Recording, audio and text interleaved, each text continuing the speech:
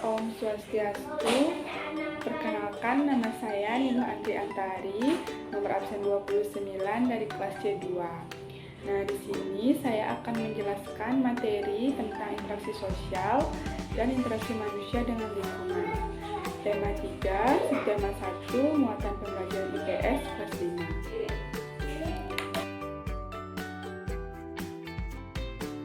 Nah, kita langsung saja ya ke pembahasan materinya.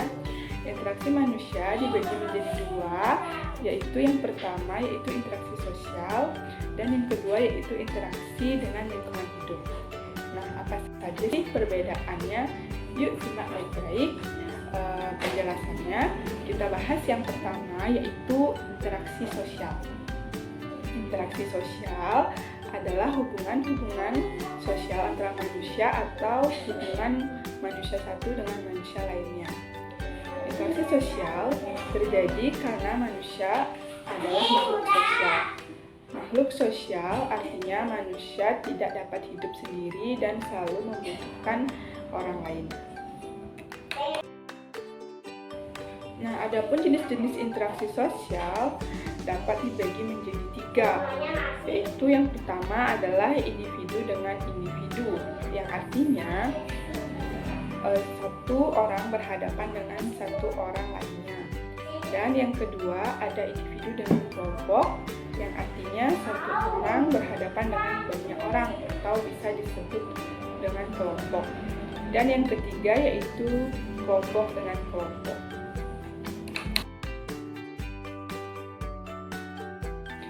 Agar lebih memahami jenis interaksi sosial, berikut adalah contoh-contoh dari interaksi sosial. Pertama yaitu individu dengan individu atau satu orang dengan satu orang lainnya. Pada gambar pertama yaitu ada ketika kita bertegur sapa dengan teman. Yang kedua ada gambar berjabat tangan. Yang ketiga ibu berbicara dengan anak. Dan gambar yang keempat ada dokter memeriksa pasiennya. Dan yang terakhir ada kasir melayani pembeli. Dan masih banyak lagi contoh-contoh lainnya. Nah, dapat kita simpulkan bahwa interaksi sosial individu dengan individu adalah ketika ada dua orang saling berbicara atau berinteraksi.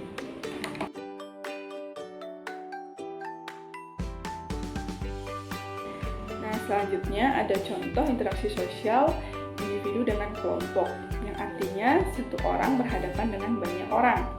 Contohnya itu seperti gambar yang pertama, yaitu guru sedang mengajari murid-muridnya. Satu orang guru berhadapan dengan sekelompok murid.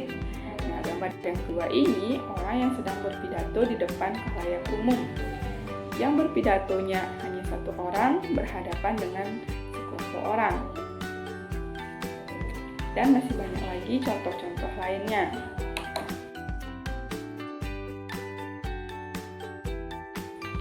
Berikutnya adalah contoh interaksi sosial kelompok dengan kelompok, yang artinya banyak orang berhadapan dengan banyak orang.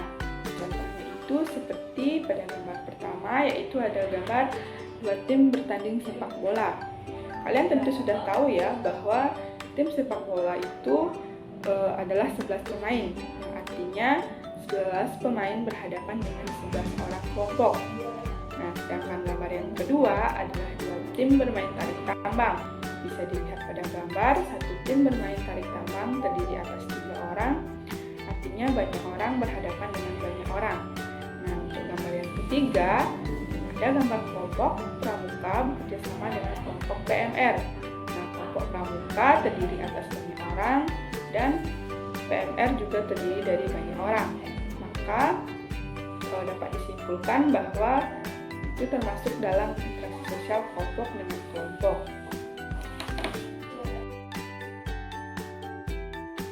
Nah, selanjutnya kita masuk ke materi yang kedua, yaitu interaksi sosial dengan lingkungan hidup. Nah, interaksi dengan lingkungan hidup merupakan interaksi antar manusia dengan lingkungan yang terbentuk secara alami, seperti gunung, sungai, rawa, merupakan contoh-contoh lingkungan alam.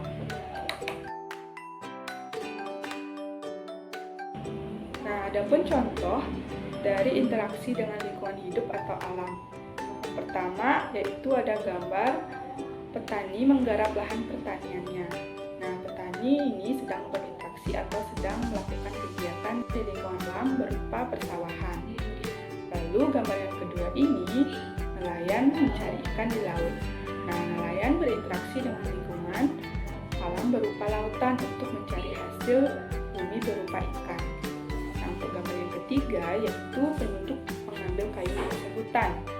Penduduk di sekitar memanfaatkan sumber daya alam untuk kebutuhan sehari-hari seperti kayu bakar, dan masih banyak lagi contoh-contoh lainnya.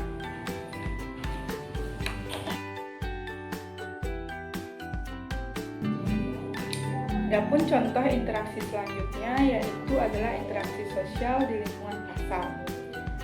Pasar merupakan tempat bertemunya pedagang dan pembeli untuk melakukan transaksi jual beli. Interaksi sosial di pasar dapat terjadi antara penjual dengan pembeli, penjual dengan pemasok barang atau distributor, penjual dengan penjual, dan pembeli dengan pembeli. Penjual dan pembeli yang ada di pasar berasal dari berbagai suku, agama, tingkat sosial, ekonomi. Oleh karena itu, dalam melakukan interaksi sosial diperlukan rasa toleransi dan tenggang rasa yang tinggi agar kerukunan tetap terjaga.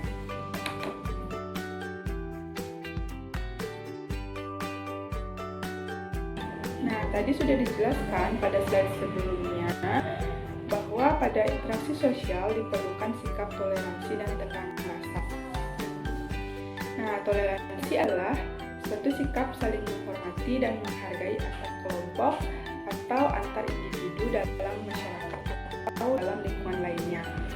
Tenggang rasa adalah suatu sikap hidup dalam ucapan, perbuatan, dan tingkah laku yang mencerminkan sikap menghargai dan menghormati orang lain.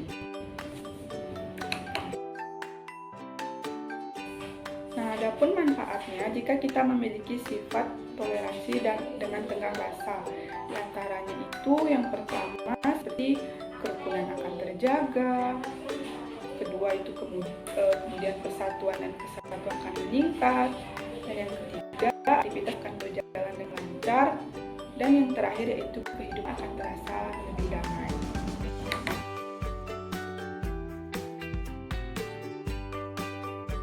Baik, sekian pemaparan materi tentang interaksi sosial dan interaksi manusia dengan lingkungan pembelajaran IPS tema 3 subtema 1 kelas 5 SD. Jika ada salah kata, saya mohon maaf. Saya tutup dengan Paramasanti.